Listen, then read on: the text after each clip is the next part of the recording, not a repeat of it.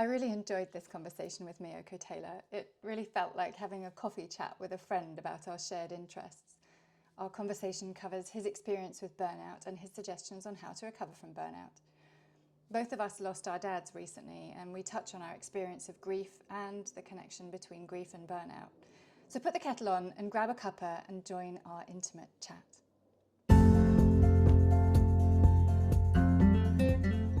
Hey there. Welcome to the Burnout Isn't Necessary podcast, where we delve into the world of stress, burnout, and the science behind it all. Over a decade ago, I faced burnout as a management consultant, experiencing an emptiness that I wouldn't wish on anyone. But here's the truth. My burnout wasn't necessary, and it's not necessary for you either. I'm Hannah Holden, and together with my amazing guests, we share our real-life experiences with stress and burnout. We explore the science behind stress, offering practical tips to help you navigate those challenging moments in life. Our goal? To empower you to prevent burnout from taking over your life. I am passionate about stress mastery and preventing burnout, and I am here to guide you to a more balanced, fulfilling life. So let's go. Burnout isn't necessary, and I'm here to show you why.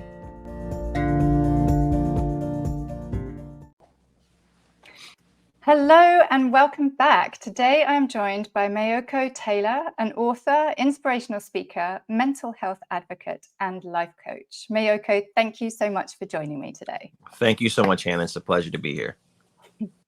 So, I know that you have personal experience with burnout. Let's start there. Can you give us a bit of background on your burnout experience? Oh boy, which one? Well, I can honestly say I probably had burnout, real severe burnout, probably 2 times. The first time was really right before my daughter was born.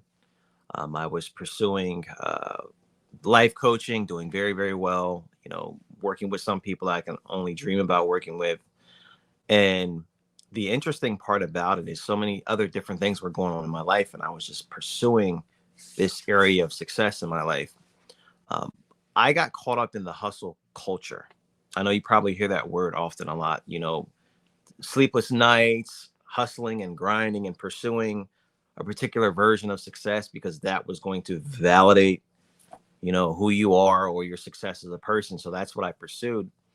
And the interesting thing is one of the goals that I had for 10 years was to actually work with Les Brown. And I was able to work with him on a very, very small project, like doing a foreword for a book. So and then even that, I wasn't celebrating that. I just kept going. I kept going. I needed more. I had to do this particular thing. And the reality of it is I was seeking validation. And that goes into the chronic people pleaser syndrome. We'll kind of probably get into that later. But I was seeking validation. And none of these things could satisfy me. So I kept going and kept going. And what happened is, personal relationships started to get strained, and I started neglecting myself. And as a result, I just got into a situation where mentally, emotionally, physically, I was stressing myself out. And I remember one day just bursting into tears. And I had no reason, and definitive reason in my mind for bursting into tears at that time. And I said, something is really, really wrong with me. I had no desire to hang out with anybody, really no desire for work. And then at the time, that's when my father kind of started getting sick. And we found out he got diagnosed with cancer. So that's when things really, really started to kind of take a toll. So now you had the stress, the physical, mental, and emotional stress of pursuing something that was never going to satisfy you in the first place, because it wasn't really your idea of success. That's a whole nother thing. But now you have, your father being sick and being diagnosed with cancer, and all those different emotions and things set in. So, when that happened, things really, really took a turn for the worst when it comes to burnout. So I was really, really burnt out at that time. And it took me a very, very long time, in my opinion, to actually start to see some progress and recover from that whole experience. And you said that you had 2 experiences of burnout. Was that your first? So years ago, I'm 43 now. So this probably was within the last 3 to 4 years. Last one was when I turned 30 years old, because at age 30, I thought I was supposed to be, in a certain way of establishment, married, children, all these things. 30 is that age that everybody talks about, that you're supposed to be here. And I wasn't. And at, at age 28, kind of building up to 30, I built all this stress and anxiety around that particular age. And I was doing everything that I could, trying to fit this model of what success was at that age. And then when I didn't really hit it, I was already on the verge of burnout anyway, because I was stressing myself out, working myself to death, thinking myself, to death about these particular things. So by the time I hit 30, I was literally burnt out. So I remember when I was 30, laying on the bed, like, I can't do this anymore. Like, I'm 30 years old and I should be here, I should be there. And it was so weird because I literally had no desire to do anything. People kind of laugh about burnout and people say it lightly and they play with the word. But when you are mentally, emotionally, and physically burnt out, it's literally like, the best way I can describe it, it's like you're the shell of a person, of who you are. And your desires and your zest for life is like completely like gone. It's like you have no emotional energy to take on anybody else's emotion, not even your own. You're physically tired. You're just mentally drained. And it's just like your body's just like at a if you were a computer, it's just like boom, your hard drive is just completely emptied. You're just there waiting for something to be downloaded. It can be a very scary feeling if you don't know what it is, but it's a very, very different feeling. And once you know the signs, you really, really know you're at a state of burnout. Yeah, I agree with you. For me, burnout was an emptiness. And Right. Say, perfectly said. The shell of a person, like, this isn't me. Where on earth do I go? Where is me anymore? And how do I find me? Yeah, completely. Yeah. So I think one of the things that you just said that was really interesting was about tying it to an age and an expectation. And I haven't really thought about that before. But so my burnout was when I was 33. And I guess my behavior as I was heading towards like 28, 29, as I was heading towards 30, was very driven to achieve some of those, like to tick some of those boxes. I've got to own my first property by the time I'm 30. I've got to and have career aspirations that I need to hit by the time I'm 30. And I think I did hit them, but I had set myself up in a set of habits that weren't nourishing, but were very, the hustle culture, achieve. And so by the time I was 33, I'd spent another 3 years in that set of habits, which is ultimately how I ended up in burnout. But I'd never really thought about the link with turning 30 and how it changes our attitude and our behaviors. Right. It's the perception we have based on what other people say or think, or what the media says. And if we're not living up to that particular expectation, we try to pursue it. It's like being on this hamster wheel, and that can quickly lead to burnout. Yeah. So thank you for like a bit of a light bulb moment for me there. So the World Health Organization has done a great thing in that they now recognize burnout, but they've defined it as an occupational phenomenon. And now my experience was entirely about my relationship with my workplace. So there were things wrong with my attitude, and there were things wrong with the workplace that I was in. And it wasn't really affected by other stuff that was going on. But I think that the definition does many people a disservice, because it doesn't recognize that burnout could be multifaceted, could be about a bit about work and a bit about other stuff. And that for other people, it might be not work stuff. It might be caring for their family, for elderly parents. Like that could all easily become too much, like financial pressures. If you keep laying all of that stuff on, it could be nothing to do with your work, and you could still experience burnout. So what are your thoughts on that definition and on, that perception of burnout? I think that is just one particular area. I feel as though you can be completely satisfied at work, completely dissatisfied in your personal relationships, and that's being strained. So as opposed to being burnt out at work, you're emotionally burnt out. So now you have no more emotion to give. So that can be a form of burnout. Physical burnout, obviously, it's the most common that people talk about. workplace, working long hours, you're physically exhausted. That's another type of burnout. I don't feel like doing anything. I'm tired, which can kind of filter into the emotional aspect of it. But I feel like there's emotional burnout. There's physical burnout, mental burnout, um, spiritual burnout. I just feel like there's different areas of burnouts that we don't really kind of tap into. And I can honestly say for me, burnout was more the first time it was like a physical and kind of a mental. Last time it wasn't really the recent time, it wasn't work related at all. It was literally my emotions, my mental state. What I was doing at the time, handling my father was literally my best friend. So we had a very close relationship. So having that situation to deal with, and and not only was he my best friend, he was my dad, he was my pastor. So it's a lot of relationships that we had. So now this person is actually going into one life into the next. So it's just like, man, emotionally, it really took a toll on me. Then, I was a father, and then had, my personal relationship very, very strained. So I'm dealing with all these things. So it wasn't physical for me. It was mental and emotional. So, but it affected everything else. See, and this is the thing about burnout. It's like a wheel. One area of burnout is going to affect everything else. So physically and mental drain to me, not physical, mental and emotional drain started to affect the physical. Got tired, didn't feel like doing anything, got depressed, just felt like sitting in the bed all day and just these particular things. And it's kind of like you start crawling into this hole that you have to pull yourself out of. And that's how it was for me. So a good explanation of burnout, if you get burnout in one area, it will definitely start to filter into everything else if you don't do something about it.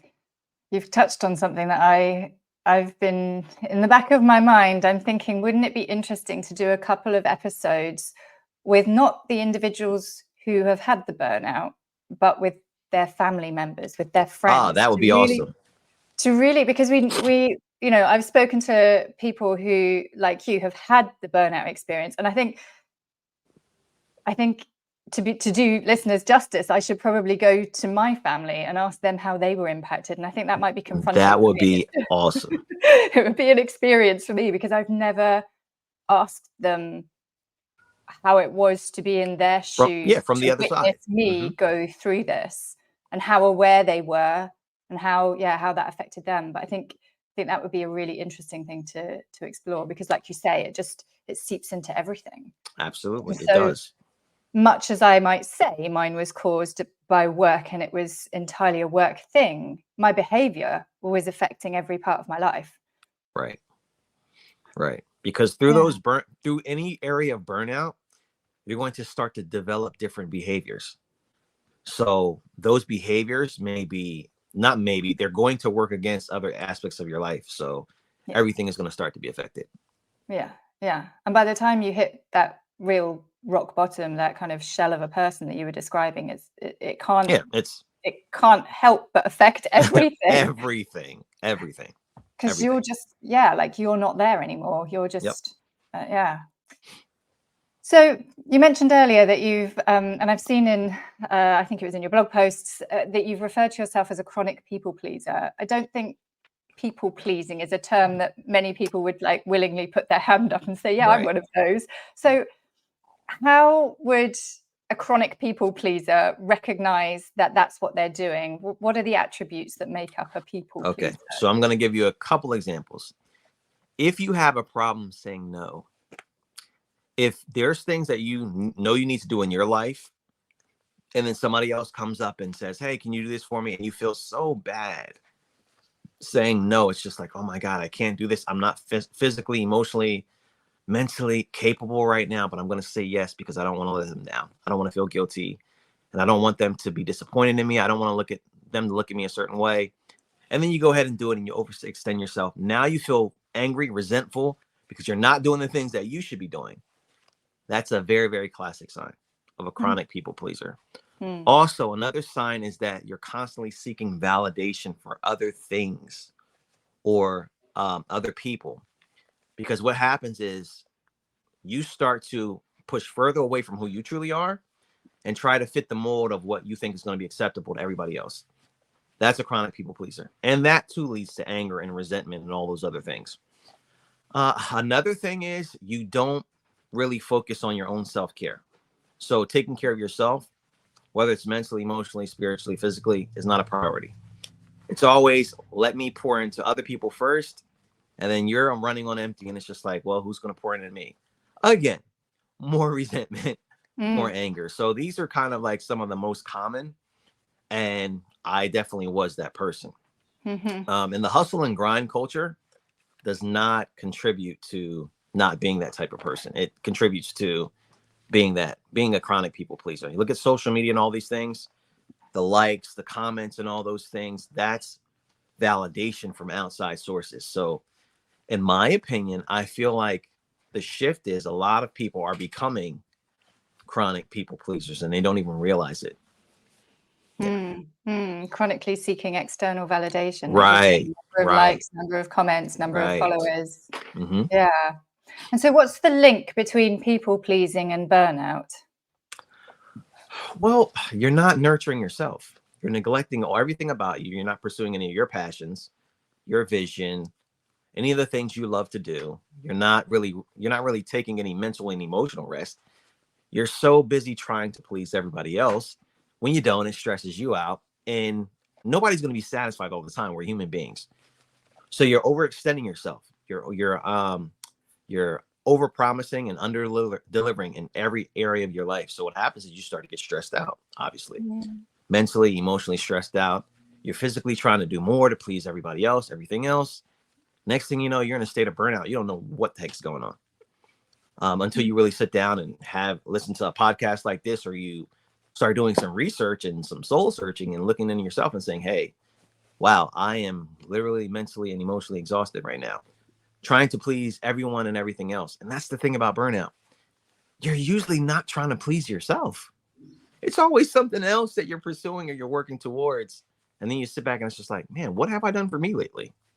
And that was the thing with me. It's like, what am I really doing for myself? Am I really pursuing this because I really want to do it? Or am I pursuing this because people said, hey, Meiyoko, when you're a life coach, this is what you should accomplish. This makes you cool and makes you acceptable to everybody else. And that's what you have to ask yourself, because burnout really is, that's the deception. You're usually pursuing things that aren't really the most important to you, but people say should be the most important. Yeah. I think that, yes, I completely agree with what you're saying. And I think I've spoken to others about values and how they might not be aware of it. So it might not be as overt as some of the examples that you gave for people pleasing. It might not be quite so obvious to them, but they might be like I was, like, I want the house. I want I want to be a certain place in my career. I want these things. I'm doing these things for me because I want them. But at no point did I step back and go, do I really? Right. Where have I got that desire from? And it's not as if my mum was sitting next to me saying, you need to have a house and you need to, like, but maybe at some point society, maybe it was my parents, maybe somebody has influenced what I thought I wanted. And so it's so easy. Like, we don't get taught as kids how to really know ourselves and how to know what our values are and what's important to us. And so because that's never taught to us and other things are, we try and fit it. We try and follow the model that success looks like. We're trying to do the right things. But with all of those external influences and not enough quiet time to really reflect on ourselves. Yeah. Well, you want to ask, most people don't even ask this question. And maybe I'll ask this question right while we're doing this podcast. How many people, including yourself, have actually said, and maybe it's different for you at this point now, but how many people actually step back and say, this is the life I actually absolutely positively want to live. I'm pursuing everything that I'm passionate about. I am 100% authentically, unapologetically the most true version of myself right now. A lot of people don't do that. A lot of people are still living, mom or dad said I should go to school. So I'm an accountant. My aunt Susie said I was a great swimmer, so now I'm competing in the Olympics. But I'm completely miserable because I wanted to be a chef. and wanted to sell real estate. Like it's those things. Like the further we get from who we truly are and what we're truly passionate about, the more we're susceptible to burnout and just a lack of fulfillment overall. Mm, mm, mm.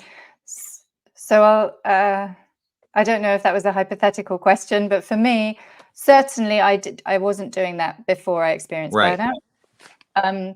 I had to do a lot of soul searching at the point of burnout, because I was like, right, well, I was following all the rules. I thought I was following success. I thought I was getting myself to a place where I would be happy, and I would, have all the external stuff and the internal stuff would come, because now that I've achieved all of these things, I'd be happy on the inside, as opposed to pursuing the internal feeling, and then, the external will come. Mm-hmm. So definitely, in order to get myself out of burnout, I had to do the soul searching.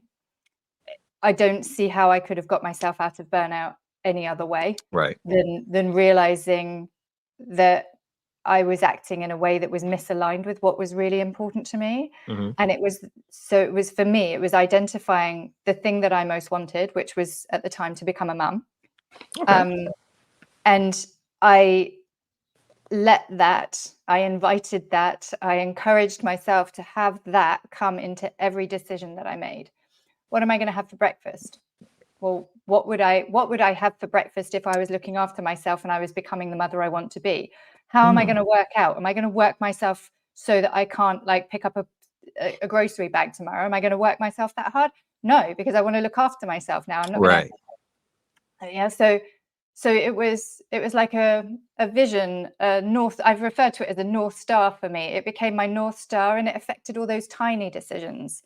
And for me, that was fundamental to recovering from burnout. I find that very fascinating, because in NLP, we do something similar called anchoring. It's kind of like anchoring yourself to something. So whenever you're in a situation, it can be a physical object or something like that, but you kind of produce this feeling or whatever, and it kind of gets you to exhibit a certain behavior that's resourceful for you. So I think that's pretty cool that you did that.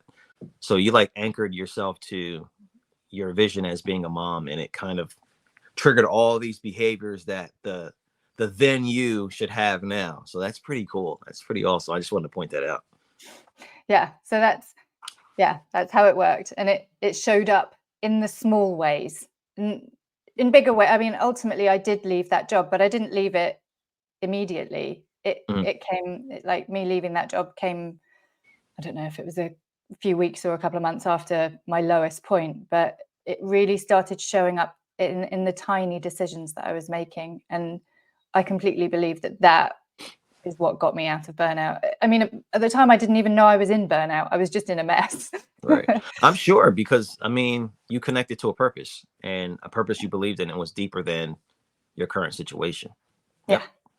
Yeah, completely.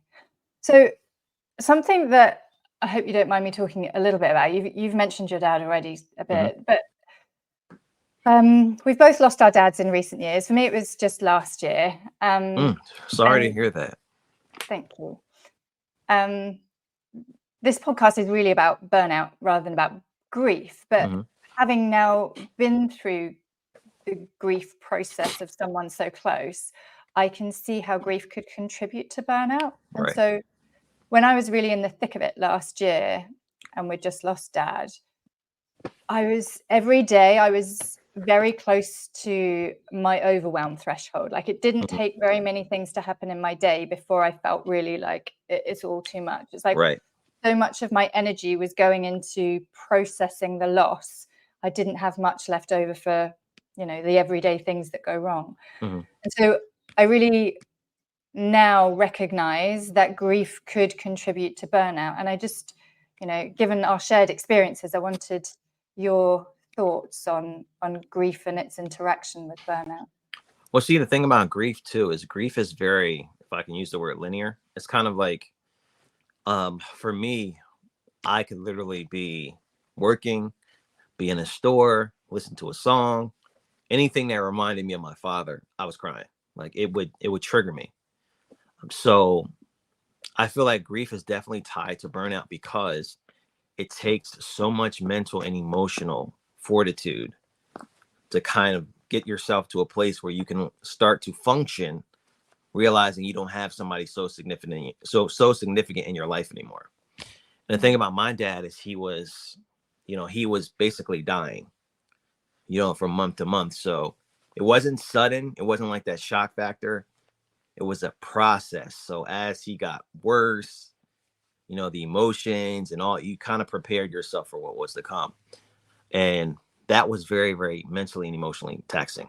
So not knowing how taxing it was, you still have obligations and responsibilities, but, you may not exercise. You may not just be doing some of the right things for yourself that you're normally used to doing because you're so focused on that particular thing now. And burnout creeps up on you. But the emotional and mental exhaustion and worry and concern and the disarray is so big. It's almost like that overshadows all the other things that are going on behind the scenes. And when it gets to the place where you start to accept that, now you're looking back and you're like, oh my God, I am physically, mentally, emotionally worn out. So it's just like certain forms of burnout can really, really overshadow the underlying other aspects of burnout that are happening in your life. And grief is just a big one because you don't know when it's going to hit you. You don't know when you're going to experience it. Sometimes it comes out of nowhere. And losing my father taught me that grief is a very kind of linear thing, because I can be talking to you like this. I can go out to the supermarket, hear a song or something that my dad used to play, or just think about something that he told me that was very, very good that I'm applying in my life. And then instantly I'm crying, or instantly tears. It's just that type of thing. So knowing that, and knowing you're living with this type of situation for the rest of your life, burnout it's not constantly in my mind, but I have to be very mindful not to go back into that place to where burnout can actually creep up on me. So grief and burnout are very, very connected. You're dealing with mental and emotional strain, exhaustion. We know burnout, exhaustion is a form of it. So you just have to be very, very careful when you're going through any levels of grief, because burnout, if I could say burnout was an animal, like it literally would feed on grief, because mentally and emotionally you're not at your best. Yeah. And burnout, the characteristics of burnout definitely affect mental and emotional states of being. So yeah, grief is very, very big. Yeah, completely. Yeah. So I recognize that for my dad, he went into hospital. He had a fall. He went into hospital.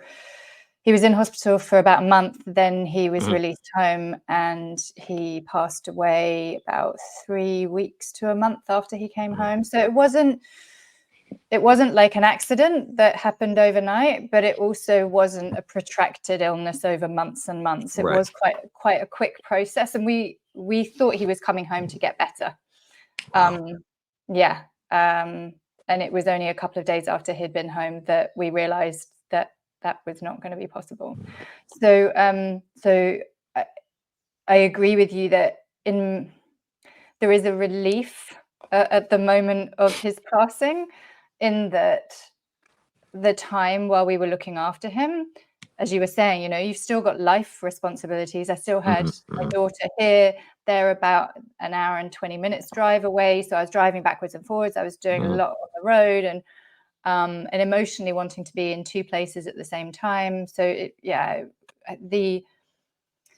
that period where he was still with us was extremely difficult. And then, of course, there's the emotional processing of the grief afterwards, which I think this conversation, I hope this conversation will be useful to people, because you just need to be more delicate with yourself when you're going through that process. Right.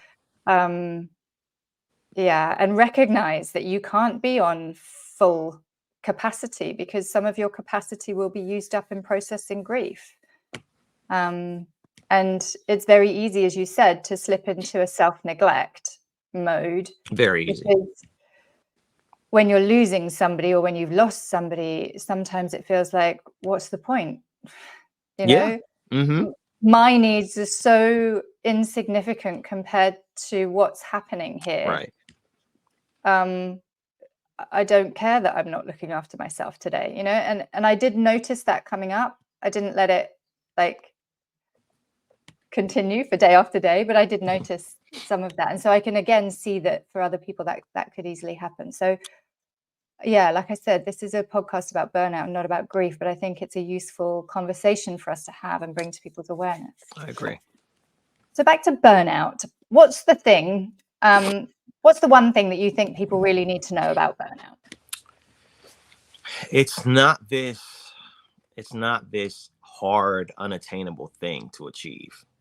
Burnout is everybody's susceptible to it. It can be a life circumstance, it could be a death, it could be the loss of a job, it could just be a space where you're neglecting yourself, you're neglecting your health.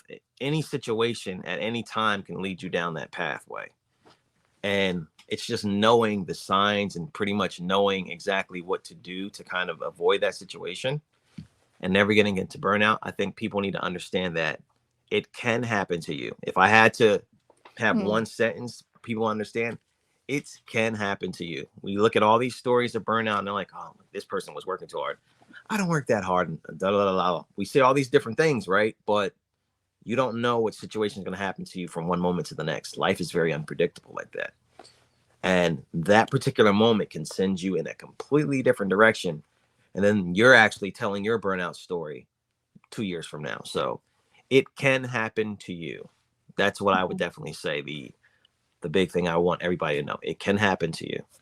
And it's interesting you say, and you could be telling your burnout story in a couple of years. For me, it took a good 10 years before I was prepared to talk about it. Wow. Yeah. Or maybe it was just under 10, maybe it was 9 years, but it was like, I certainly hadn't got my head around it after just 2 years, but perhaps also that's a sign of the times that we are more aware. And so if somebody, there may be two things here, but I was going to say, what's the one thing that somebody should be doing in order to avoid it or to recover from it? And maybe that's one thing for both, or maybe that's two different things. Having a strong level of self-awareness. Understanding when you're tired mentally and emotionally to rest. We live in a society where rest is a bad word. Rest means I'm lazy. Rest means I'm not hustling and grinding. Rest means I don't want it bad enough. You have to rest. Rest your mind, your body, your spirit. Everything has to rest at some point. Every day. I'm not talking about the weekend. I'm talking about every single day of your life. You have to have a period of rest where you rest everything. So one of the things I try to do, my youngest sister, she's funny. She used to always tell me unplug. Whenever she would see me kind of like going, she's like, unplug, buddy, unplug. And I'm like, what is she talking about? But what she actually meant was you have to unplug from everything. Work, stress, relationship, whatever it is. Have that moment where you are recharging yourself. If it's sleep, that's fine, but you have to detach yourself from everything. Easier said than done, but you have to get yourself to the point where you're able to do that with everything at a specific point in your time throughout the course of your day. Because if you don't, then obviously that burnout can actually creep in. So that for me was huge, unplugging myself. So I've got 2 yoga teaching qualifications. Okay. I do breath work.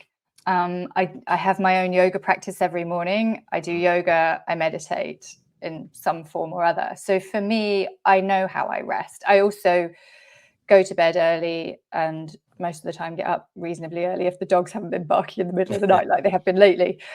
So for me, I can see how I build rest into my everyday. But how do you do it? What does rest look like for you? Rest looks like for me, it's funny that you're asking me this because I've started back to, I want to say 7 years ago. I used to take power naps. And a power nap for me would be anywhere from 30 minutes to an hour. I may listen to a podcast. I may have affirmations in my ear. But it was a point where I would actually have to rest. Either a 30-minute nap, 45-minute nap, or I'm just resting my mind and my body at the time. So I've actually reinstituted that practice back into my life, and it's actually been going very well. I just think it's important. So I'm not just talking about getting 8 hours of sleep every night, that type of thing. I'm talking about throughout the course of your day, you have to rest, whether it's 30 minutes to an hour, 15 minutes, something where you completely isolate yourself and you're resting your mind and your body. That is the only way in this society, in this fast pace and this hustle culture and everything else that's going on. You have to prioritize yourself and actually mentally, physically rest. Are you familiar with non-sleep deep rest? No. Okay. Sounds interesting. Yeah. So originally it was yoga nidra, and yoga nidra is a guided meditation practice where you lie down and it's a body awareness. So you will be listening. So if you're practicing yoga nidra, you will lay there and you will listen to the voice of the teacher who is guiding you through. Take your awareness to your toes, the backs of your legs as you rest on the floor, etc. And so it brings you into the present moment and into your body and raises that awareness of your current state that you were hinting at. Okay. Non-sleep deep rest is a more recent term. And basically this Stanford professor renamed yoga nidra, took out some of the spiritual stuff out of it because it had like affirmations in it and stuff like that in the original full version of yoga nidra, took out some of that so that it became like easier for the masses, so that it feels more acceptable for scientists to be practicing NSDR because it's an acronym and it sounds scientific rather than yoga nidra, right, which sounds really like yeah. So, and I think that's a really interesting practice because it takes you to a state of deep rest whilst you are awake, and it can work very quickly. So some of these practices will be like the shortest ones will be about 10 minutes long. That's very interesting. Yeah. Yeah. So I'm just going to drop that in there for anybody who's listening, that's an amazing way. I'm listening. to introduce rest into your day without it being like meaning that you need to go to sleep or meaning that you, yeah. It's interesting because some of my colleagues, they're like, man, you should try yoga. Like yoga's really good. So I'm going to definitely have to look into it now. Try the lying down yoga first. You can be like, yeah, I'm doing yoga nidra. I'm not so much into the like, elastic clothing and, and bizarre postures, but I'll do the yoga nidra bit. So, taking us back to burnout again, I think you hinted on about this earlier. Do you ever worry that you could find yourself back in burnout again? Do you ever, like, is that something that plays on your mind? Do I ever worry? No. Okay. Do I feel like I have to take precautions that I'm constantly in a state where if I feel myself going there, I have to kind of curve that and practice all the things that I've learned? Yes. Yeah. But worry, no. Okay. Not now, because I kind of have a good understanding of it, and I am self-aware and I know what takes me there. So if I feel myself, even now, if I feel myself going there, like I deal with a lot of people and a lot of people come to me with a lot of different things. And I'll just give you a perfect example. I had a mental health day yesterday, a day where I just didn't, have my daughter. I didn't really do much, didn't do a whole lot of work, maybe did like 2 appointments, 2 meetings. And then that was it. I said, you know what? I just need to rest. So what I did is I spent time with my daughter, did some cool things and just relaxed. When I say relaxed, I literally sat here on the couch and relaxed and did basically what I wanted to do, whatever it was to kind of nurture myself. I did. So today I'm like, cool. I have a little bit more in the tank now. So that for me is very important. But I felt myself going there because I had 2 or 3 clients that had a whole lot going on, and they were firing things away. And I'm like, okay, this is what we're going to do tomorrow. So for coaches that are out there listening that deal with people and deal with different emotions, deal with transference or energy, that stuff like that, having a day, having a half a day, having moments are super, super important, because believe it or not, people that are in this industry to serve and to help and to provide, we are the biggest people that are susceptible to burnout by far. because we deal with a lot of, we're problem solvers. So every day somebody's coming to us with a problem. And it takes a lot of mental and emotional and physical energy to come up with either the solution or to guide them into the solution. So I take a lot of days like that, at least once a week. Wow. I have to. And I think this is probably going to be my last question for you, but what was your biggest motivation to get you out of burnout? Oh, my daughter. She'll, God willing, she'll be 3 this April on the 5th. I mean, 4. Oh my God. This April on the 5th. Oh, time flies. She is going to tell you off for that one. Yeah, she's a piece of work. I call her right now, my 3-nager. She'll be my 4-nager soon. But the thing about it is, you look at her, she's young, and it's just like, I want her to have a lot of the things that I didn't. Very, very blessed growing up, had a very blessed childhood, amazing parents. What I mean by that is we live in a society where the digital age is very big. I mean, entrepreneurship is huge. Authors, just different types. I want her to be able to express her creativity. I want her to be completely well-rounded. And it's just like, it's not really about you anymore, man. Like, you have a life now. So for me, it's about doing what I can for myself, but also creating legacy now. Like, what are you going to be able to leave her? Like, when I walk away, and I leave here and she's thinking about her dad. It's just like, my dad did this, my dad did that. And this is why I'm the person I am today. And she can look back and be proud of her dad and say, man, my dad really, really was an awesome person. Not just for me, but all the lives that he touched. That is very important to me. So that is like my why. That's my definitive natural why right now. So it's just like, if you're going through burnout, no, you can't afford to. You have to really kind of go back to what you know, because she deserves everything that you're aspiring to give her. So when you operate from a point of deep purpose, like you said, when you thinking about being a mom, that comes from such a deep, pure, rooted purpose. And that just really starts to make you adjust everything about your life. And the thing about it is, it's not a chore. It starts to become easy. It starts to become a process, because it's just like, no, this is what's important. This is what it's about. So like me, it's just like, yeah, I still make sure I focus on myself too. But it's just like, at the end, the grand all scheme of things, it's about her. She's the next generation. I said that was going to be my last question, but it's not. But what you've just described has made me think about, let's describe the work that you do now and what motivates you to do the work that you do now. Because I used to be a chronic people pleaser. I used to have poor boundaries. I used to believe that work-life balance was this magical unicorn that you would obtain. And work-life balance, people don't really want work-life balance. They want to be fulfilled in their personal, professional life. It's not a balance. It's a level of quality and fulfillment. It's a feeling. So I don't really believe in work-life balance per se, how people describe it. I believe in work-life fulfillment as I'm happy and I'm joyful in my business, and my personal life is great. Doesn't matter if I work 10 hours on the job, spend 3 hours at home. The quality, the feeling, and the experience is great. And that's what people want. And I assume that that's what so as a coach, that's what you're helping people to. Yes, I help people reclaim their time, their energy, and take their life back, pretty much.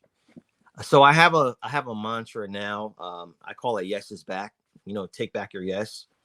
Because as a people pleaser, you're so used to saying no to yourself. But what would happen if you just started saying yes? Yes, I'm going to do this for me. Yes, I'm going to do this because it makes me feel good. Yes, this is my needs. Yes, these are my wants. Yes, these are my boundaries. Your life will completely transform. So that's what I do. Like, in a nutshell, I help people learn how to say yes to themselves and help them to understand that work-life balance is nobody else's fault or nobody else's focus. Better boundaries will lead to bigger breakthroughs. Better boundaries will lead to better balance, if you want to use that word. Better boundaries will lead to better health, better discipline, all those things. It's all about boundaries. you give me anybody that's struggling with any area in your life, and myself included, I can guarantee you there's a poor boundary somewhere. Hmm. Okay, and so if anybody wanted to find out more about you or contact you, where should they go? www.meiyokotaylor.com, M as in Mary, EIYOKO, TAYLOR.com, or they can get me on all my socials, Instagram, TikTok, Facebook, Meiyoko Taylor. It's the same thing. So that's where they can actually find me. Actually, those that are, if they find me from this particular podcast, I am doing free discovery calls on these particular things. So just for this particular podcast, I wanted to actually do something very special. Definitely doing free clarity calls for them if they're interested, because this is something that burnout is talked about a lot, but the reasons behind it and other reasons that may not be really covered and that people don't expect are not. So I just want to kind of be a resource, and I feel like it's my mission to actually do this because nobody was there for me because my situation was a little unique. So I want to actually be there for other people. And I just believe on reversing this entire hustle culture. Perfect. Okay, so I will make sure that we include all of those links that you've just described in the show notes. And thank you so much for joining me. Was there anything else that you wanted to add before we wrap up? No, Hannah, we can talk forever about this. You're just as passionate about this as I am. No, this has been great. I hope your audience has learned something very valuable from it, and you're doing an amazing thing. Like I said, I've listened to a couple of your podcast episodes, and I'm definitely a big supporter, and I love what you do, and I wish you more success, and it's going to actually help and transform a lot of people. So thank you. It's been really, really great talking to you. Thanks for joining me. You're welcome. Hey, me again. Quick one.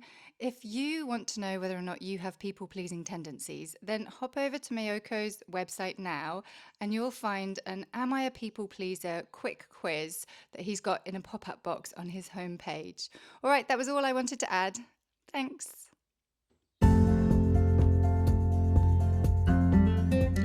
Thank you for being part of Burnout Isn't Necessary. Our aim is to assist you in navigating stress and preventing burnout. If you found our conversations valuable, please consider subscribing and taking a moment to rate the podcast. Your feedback is essential. I want to hear from you. If you have questions or ideas for future episodes, share them with me. Your input can shape the content that we create. A common question I receive is where to start in managing stress, and everything starts with awareness. Stress impacts each of us in a unique way, and some stress symptoms can seem a little random, so I've created a checklist of symptoms to help you better understand how stress shows up for you. There's a link in the show notes. And a quick reminder, this podcast is presented for educational and entertainment purposes only. It's not a substitute for professional advice. Stay tuned for more episodes, and until next time, take care of yourself.